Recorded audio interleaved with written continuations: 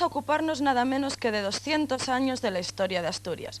Una historia que tiene su punto de arranque a principios del siglo VIII con la controvertida batalla de Covadonga y la legendaria figura de Pelayo, considerado el primer rey de una monarquía que tuvo su capital en la región hasta principios del siglo X, en que la corte pasa de Oviedo a León. Hablaremos de los orígenes, pero también del desarrollo y de las grandezas y limitaciones de esta peculiar formación que fue el Reino de Asturias. De todo ello, del Reino de Asturias, tienen mucho que contarnos nuestros invitados de hoy. Su trayectoria profesional, publicaciones y dedicación a esta materia durante largos años lo asegura. Con ustedes están don Juan Ignacio Ruiz de la Peña Solar, catedrático de Historia Medieval y director del Departamento de Historia y Artes de la Universidad de Oviedo, y don Javier Fernández Conde, profesor de Historia Medieval del mismo departamento y decano de la Facultad de Geografía e Historia, que ya nos había acompañado la anterior semana. Bienvenidos al programa. Vamos a hacer una pequeña introducción antes de entrar en materia.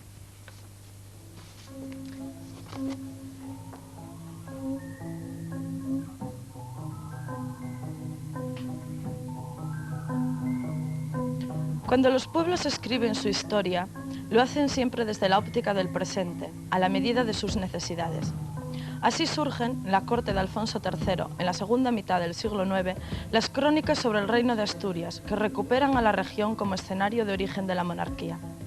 La vuelta a los orígenes parece hacerse necesaria en un momento en que el marco territorial del reino ha sido ampliado con la incorporación de gallegos, portugueses, castellanos, leoneses, cántabros y vascones.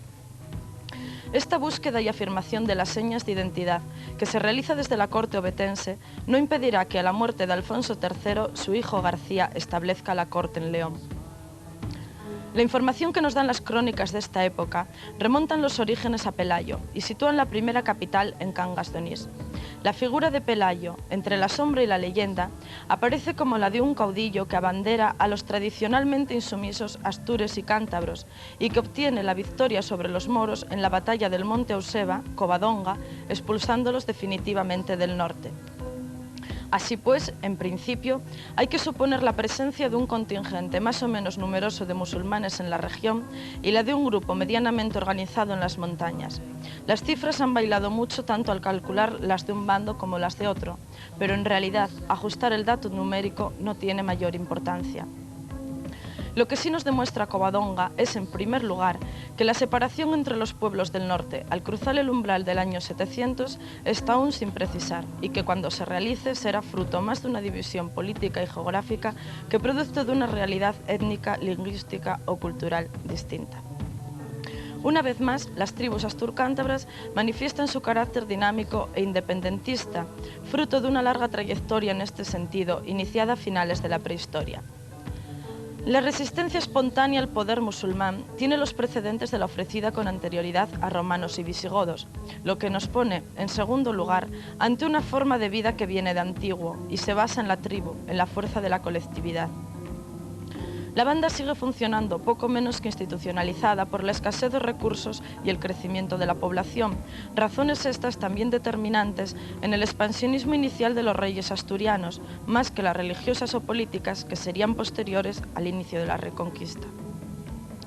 Todo lo que conocemos de estos dos siglos está ligado a la monarquía y, sin embargo, es difícil acotar las repercusiones que ésta tuvo sobre la cultura popular asturiana. Su importancia reside fundamentalmente en la unidad institucional que confiere por primera vez a la región, diferenciándola ya definitivamente del resto de los pueblos del norte y dando armazón jurídico a una peculiar forma de ser que adquiere así nominalmente la mayoría de edad. No obstante, la corte no modificó sustancialmente la vida de la población, ya que los monarcas trabajaron más en función de los expansivos intereses nobiliarios que en la reorganización interna del territorio. De hecho, cuando la corte pasa a León, la repercusión social de este hecho es mínima. Y eso, que la monarquía asturiana acababa de producir sus mejores obras artísticas y literarias en el marco de un florecimiento cultural de primer orden impulsado desde el poder. Me gustaría antes que nada, a ver si nuestros invitados nos pueden decir cuáles son las fuentes que tenemos para el conocimiento del Reino de Asturias.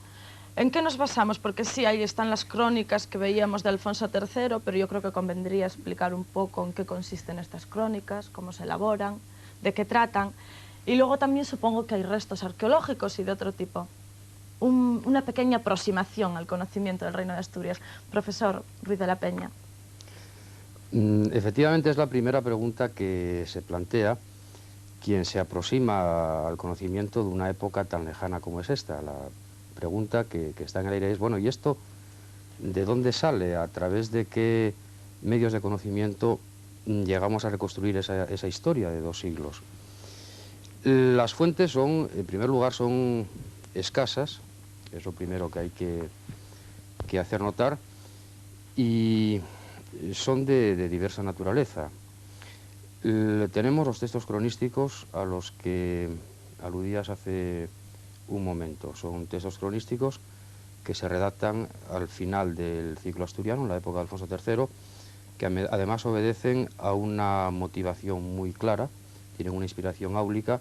Se trata, en definitiva, de un problema de legitimación de orígenes. El reino asturiano ha dejado de ser ya un pequeño núcleo de resistencia para convertirse en un Estado o en una esperanza de Estado, y había que historiar ese Estado. Entonces, a ese ¿Qué periodo de designio... tiempo abarcan? ¿Qué empiezan a historiar desde Covadonga o empiezan desde el principio? No, bueno, hay textos que tienen pretensiones de historia general, o sea, empiezan desde más atrás. Digamos, después, ¿no? son a su vez de diversa naturaleza, porque fundamentalmente interesan a la monarquía asturiana 2, la llamada crónica albeldense y la crónica de Alfonso III, en 2 versiones, una erudita y otra ya más, vamos, más simple, de una menos retocada. Después está una pequeña pieza que bautizó Gómez Moreno, que fue su primer estudioso y editor, con el nombre de Crónica Profética, que sin embargo aquí se atiende fundamentalmente a la historia islámica, es decir, al propio proceso del asentamiento y de la historia del Islam en estos 2 siglos. Después está la tradición historiográfica islámica, que es independiente de la cristiana y que tiene el enorme interés, aunque es muy tardía y está muy teñida de relatos poéticos. La historiografía islámica es muy distinta de la hispánica. Pues sí, coinciden, por ejemplo, en el hecho sustancial de Pelayo y de Covadonga. Es decir, coinciden en la afirmación de la personalidad de Pelayo, de la historicidad de Pelayo, y de lo que fue la batalla de Covadonga, el encuentro de Covadonga, como se quiera calificar. Bueno, por una parte están estos textos cronísticos que son fundamentales. Después están un corto número de diplomas. Esto el profesor Fernández Conde, como máximo estudioso de la obra de Pelayo de Oviedo, algo podría decir sobre estos diplomas. Tienen el interés de que están reunidos en su práctica totalidad en una obra del profesor Floriano Cumbreño, publicada hace unos 30 años, la Diplomática Española del Periodo Astur. Son algo más de un centenar de documentos. Hay que tener en cuenta que aquí se contempla no únicamente la historia de Asturias, sino la historia de todo el reino de Asturias. Es decir, aquí estamos manejando 2 niveles de observación. Asturias, que es el núcleo del reino, pero después está lo que es el ámbito del Estado asturiano, que en la época de Alfonso III, pues claro, rebasa ampliamente, ya desde antes, los límites de las Asturias nucleares.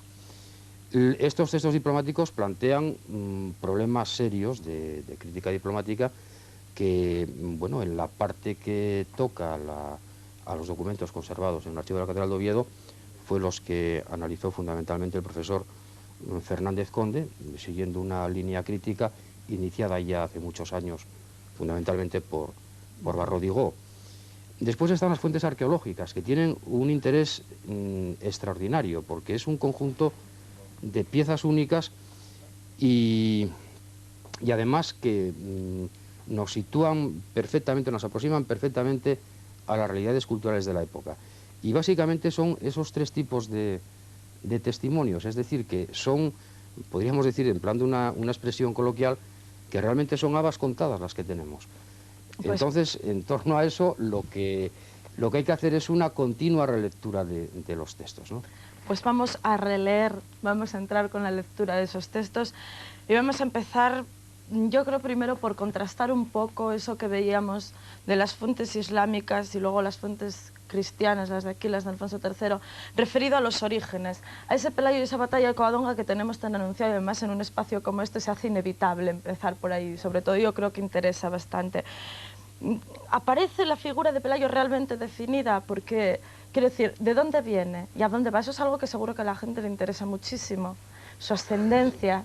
Yo quería decir, completando lo del profesor Ruiz de la Peña, antes de pasar a Pelayo, un poco sobre las fuentes, porque conviene que la opinión pública sepa cómo son, sobre todo las fuentes aludía a la manipulación de este famoso obispo Pelayo. Conviene decir algo también, porque es importante, creo yo, ¿no? Que un personaje como este obispo necesita un determinado tipo de fuentes en el siglo XII, y luego no es que falsifique probablemente del todo, pero sobre núcleos que existían de documentos hace una reelaboración y escribe un precioso códice que se llama el Libro de los Testamentos y retoca mucho los diplomas, y eso a las dificultades que decía Ruiz de la Peña, profesor de la Peña, de que había pocas fuentes y eran más contadas, y encima, que diríamos vulgarmente, están manipuladas, y eso añade nuevos problemas. Y también con relación a las fuentes, yo quería decir que tal vez se puede hacer acopio de fuentes que no son propiamente asturianas, pero por ejemplo son carolingias o son relacionadas con los suevos, que algunas cosas dicen, y en ese sentido pues se amplía un poco más el número de fuentes, y eso era lo que mi apostilla pequeña a lo que había dicho el profesor. Entonces les pediría que volviéramos después del paréntesis a lo que, por seguir un poco el orden, por si no se nos agota el tiempo.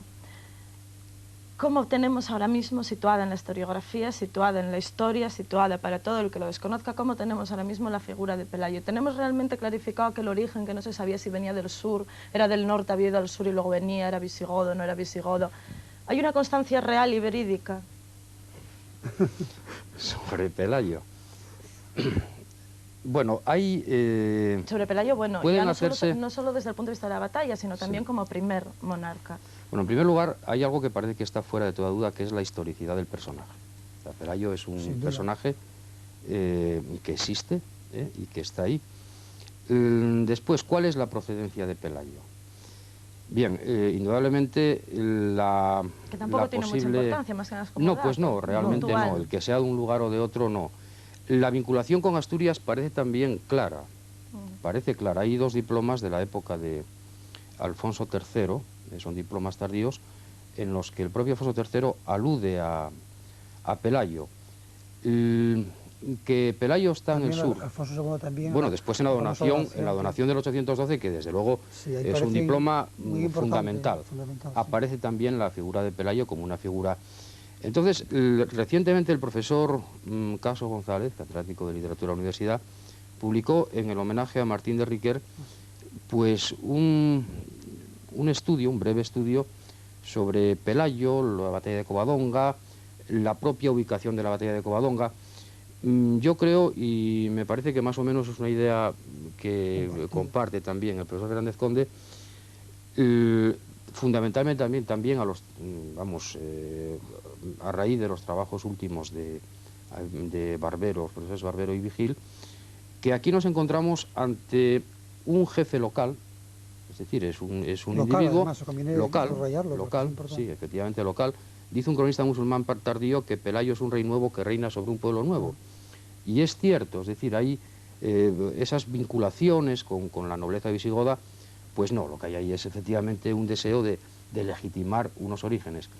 Es el cabecilla de una sublevación de alcance puramente local, y que tiene una vinculación con el lugar donde se plantea el levantamiento, también parece claro hoy en día. De ahí sería luego la elección de Cangas de Onís como primera capital. Porque realmente la batalla de Covadonga fue aislada o se inscribe dentro de otras batallas que hubiera podido haber contra los musulmanes. Bueno, encuentros con los musulmanes, claro, los musulmanes en el proceso de conquista hubo bastantes. Claro. Bastantes escalonadas en un arco temporal muy breve, porque la conquista fue muy rápida, si es que se puede hablar de conquista. Sí, realmente sí, casi cabría hablar de capitulación en la mayor parte de los casos. Sí, porque el Islam se hace con el poder de la península en un periodo de 5 años. Sí, hay una especie de... Bueno, podría también... Por favor, los dos. Sí, yo lo que creo es que hay un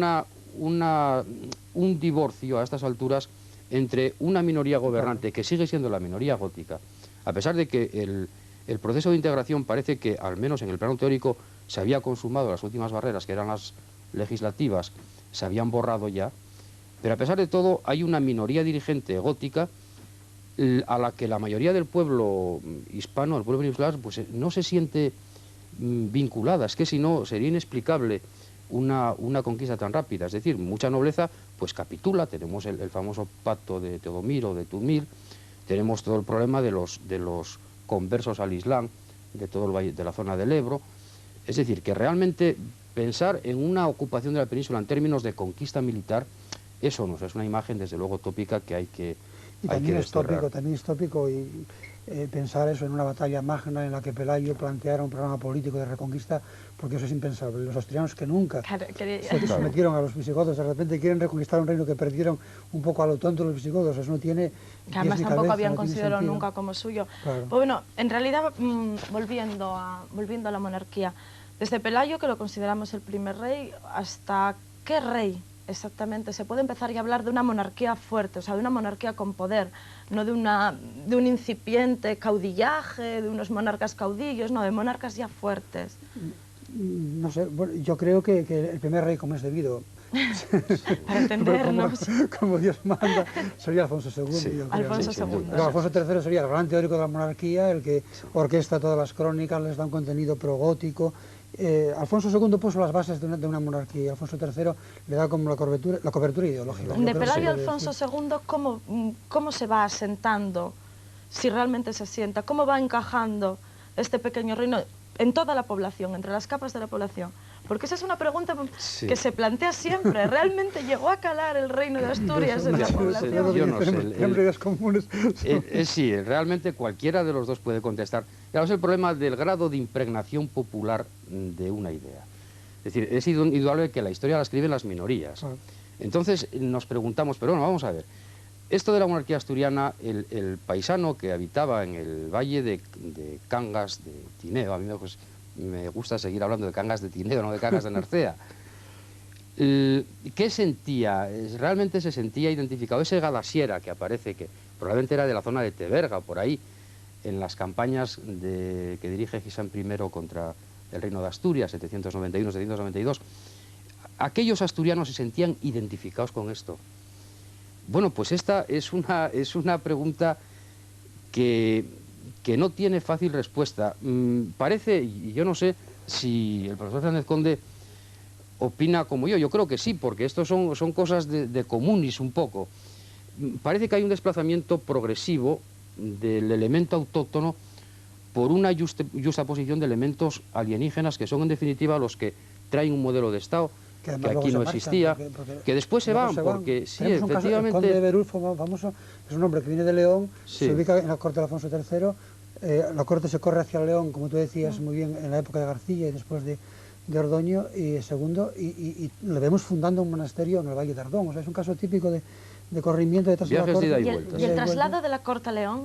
Bueno, ¿a qué se debe? Porque justo en el momento en que tenemos a Alfonso III produciendo las crónicas y parece que en un momento de esplendor, casi como poco había en toda Europa, de repente... Bueno, es que la frontera, claro... Bueno, de repente es que volvemos a lo que estábamos antes, que la frontera tampoco... Sí, había frontera, pero estaba muy lejos. Claro, estaba muy lejos ya. Claro. Es verdad que se desplaza hacia abajo. Claro, en Vímara Pérez repuebla Oporto en el año 868. Claro, el reino, dice Alfonso III, la iglesia crece y el reino se amplía, ¿no? Y eso es un problema. Se dice en la crónica. Claro, a mayor amplitud, menor cohesión. Y ahí es cuando se producen todos esos movimientos separatistas de las alas, porque la historia del reino de Asturias es un poco la historia de una lucha interna entre un centralismo asturiano. Es curioso, pero es que se pueden emplear estos términos cuando dice el albeldense de Alfonso III, claris in Asturis, fortis in Vascones, o humilló por las armas la fiereza de los vascones. Es decir, es que los gallegos y los vascones están luchando contra el centralismo obetense. Profesor Fernández Conde, háblenos un poco de este centralismo obetense. El centralismo obetense, bueno, siguiendo el discurso de Ruiz de la Peña, es que los reyes, lógicamente, se establece su corte en Oviedo y tienen problemas por la Alfonso II es el que establece la corte. Sí, Hasta Alfonso entonces, II. ¿dónde están las capitales? Bueno, como he Las sabido, cortes. en Cangasdonis un proyecto de capital debió de ser muy elemental, además muy cercano a un centro muy vivo desde el punto de vista social, una tribu badiniense famosa, conocida, que tenía, estaba muy, en aquella zona, por así decirlo, estaba muy vivo ese tipo de organización social. Después pasa a Pravia. El paso a Pravia, a mí me parece, sobre todo, últimamente que hemos trabajado sobre Santianes un poco, tengo la impresión de que Pravia era el sitio ideal para una corte entonces, porque estaba en el centro de Asturias, cerca del mar, protegida un poco de los piratas de la costa, porque estaba ya en un recodo un poco hacia el interior, las barcas ya podían llegar hasta Pravia, estaba en Alón, que sería la vía de comunicación más interesante de Asturias en aquel momento. Entonces la ubicación en Pravia, yo pienso que no fue casual, estaba mucho más comunicada que Cangasdonis, evidentemente, y luego ya pues Oviedo sería el tercerito de esta corte un poco ambulante que terminará de caminar pues, en León y luego seguirá hacia el sur hasta Sevilla, cuando ya el límite de España ya no es Mediterráneo, sino es América, la corte va desplazando hacia el sur. Entonces el centralismo es que bueno, los reyes asturianos tienen que lidiar a vascones, que son siempre insumisos y rebeldes, y a una nobleza gallega que es cada vez más poderosa, y hay pactos, hay rebeliones, hay también podríamos hablar de una especie de política familiar, buscar condesas o buscar nobles, alianzas, ¿no? Matrimonios incluso, pues el caso de la mujer de Alfonso de Zuela o el caso de sí, de Alfonso III, que busca a Jimena para tener paz con los navarros. O sea, hay toda una política muy cuidadosa de alianzas para mantener ese equilibrio Entonces político. realmente el reino de Asturias fue fuerte, muy fuerte, tuvo mucha fuerza, quiero decir, solamente porque si, se me ocurre en el momento, pero si contra él se están levantando vascones, si contra él se levantan gallegos, si él avanza el poderío de los monarcas asturianos, entonces realmente debió ser férreo, debieron ejercer algún tipo de control, porque si no, no es lógico que se levantaran contra ellos. Bueno, bueno, es una realeza fuerte. Dice Barródigo en una obra que yo creo que sigue siendo la mejor obra de historia política sobre el reino de Asturias. Pues dice que en ese partir de cero, que es el hacerse del reino de Asturias, realmente la gran institución es la realeza. Cuando se habla de los reyes caudillos asturianos es que es así.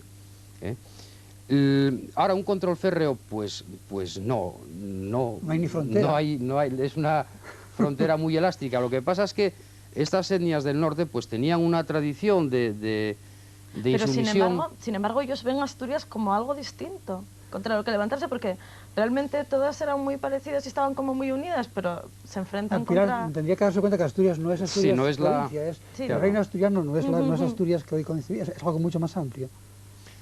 Sí, después las fronteras son eso, fronteras muy poco precisas, no son, claro, no podemos transferir estas categorías actuales que tenemos a esta época. Ahora, indudablemente es una realeza fuerte, son muy hábiles los monarcas, hay que tener en cuenta, y yo creo que es un factor bastante tener en cuenta, la longevidad de los dos grandes monarcas, de Alfonso II y Alfonso III. Claro, son monarcas, Alfonso II reina del 791 al 842. Es un periodo muy largo, Alfonso III del 866 al 910. Son monarcas que pueden llevar a término programas de largo aliento por la propia duración de su vida. Y después son monarcas muy hábiles, son realmente lo que decía Fernández Conde, ese sistema de patos, y que tienen que ser patos de familia, porque en esta época es lo verdaderamente operativo. Ese empeñar, por ejemplo, a la nobleza gallega en la repoblación del norte de Portugal, el buscar la creación del reino de Navarra. La Carra dice, apoyar la creación del reino de Navarra para tener a los vascones metidos entre dos fuegos. Esas relaciones con los carolingios. Que rompen cuando les parece. Las relaciones con Carlomagno.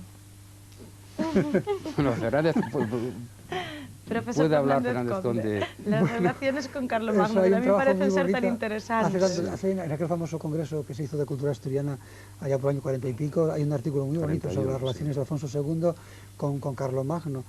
Son relaciones, primero, saltan a la vista nada más cuando se conoce la cultura carolingia, los monumentos carolingios y todo eso. Incluso a mí un día me sorprendió muchísimo porque hablando con un profesor catalán, con Río, aquí en Oviedo, yo le preguntaba, estas niquias o estas pequeñas, niquias, o ¿cómo se llaman? ¿Cómo diríamos así más sencillo? Pequeñas hornacinas que hay detrás de los altares de las iglesias prerrománicas, que no sé muy bien para qué eran, ¿no? Y yo le pregunté, dijo, pues no sé, y al poco tiempo me escribió que había encontrado en una crónica del pseudo-Fredegario, que es una crónica francesa carolicia, dijo, pues eso sirve justamente para depositar el Santísimo, que es una especie de sagrario, cosa que nosotros no concebíamos en la liturgia visigoda, que era la que se utilizaba en la época de la monarquía asturiana. O sea que hay relaciones, aparte de las políticas, de pactos, de visitas mutuas, de apoyos, de la tradición misma también está hablando de eso. Sin embargo, hay un momento en que cuando Carlomagno, por una serie de razones, se lanza, por así decirlo, hacia el sur del imperio con un proyecto de conquista, parece que hay un retraimiento de la monarquía asturiana en contra de Carlomagno y pone freno. Y esa política de mano abierta parece que se cierra un poco en la última etapa de Alfonso II. Por la literatura que conocemos, que es muy escasa, se puede incluso documentar. Sí, además, por ejemplo, el respaldo que da Carlomagno en la convocación de la querella adopcionista a la iglesia asturiana, claro, frente a una iglesia mozárabe que era realmente la iglesia española. Claro, Carlomagno apoya ahí a la iglesia asturiana como veladora de la ortodoxia frente a la ortodoxia adopcionista. Que las crónicas no citan ni una sola vez. Ni una sola vez. Es precioso. Nada. ¿Por qué no lo hacen, claro? Sí, las relaciones con Carlomagno las conocemos a través de las fuentes francas. Sí, Antes aludía oportunamente Fernández Conde claro, esa documentación se amplía con las referencias a la documentación franca. Es que si no, con la documentación asturiana, bueno, está la famosa carta al clero de Tours, también, que de autenticidad, se puede en general, sí. Pero realmente, claro, en este momento en Europa, en la Europa occidental, es Aquisgrán y es Oviedo. O sea, y es más, incluso Gautier sí dice que la... igualdad? Bueno, no, igualdad no. Ahora, lo que los franceses, la historiografía francesa, quiso ver, un sector de la historiografía francesa, una cierta relación de dependencia vasallática de Alfonso II respecto de Carlomagno. Y eso parece ser que no, porque además estaban en ámbitos tan distantes, pero las relaciones sí las hubo y parece ser que fueron intensas. Lo que nunca se pone de relieve cuando se habla de estas cosas, y yo creo que hay que ponerlo de relieve, es otra línea de influencias hacia el mundo celta, bretón, todo eso, que por la parte occidental sí que llegó. Y yo comentaba una vez hace poco tiempo, en la tesis de Isabel Lorin, la esposa de Barbero y Vigil, cómo esa abundancia tremenda de monasterios en la zona asturiana, que había que ponerla en relación tal vez con ese problema de la influencia de toda la zona bretona atlántica, donde el monasterio es muy importante. En resumen, parecen ser dos siglos muy personales, muy diferenciados y sobre todo muy productivos. Tanto es así que a su arte, al arte asturiano de esta época que hoy no hemos tocado,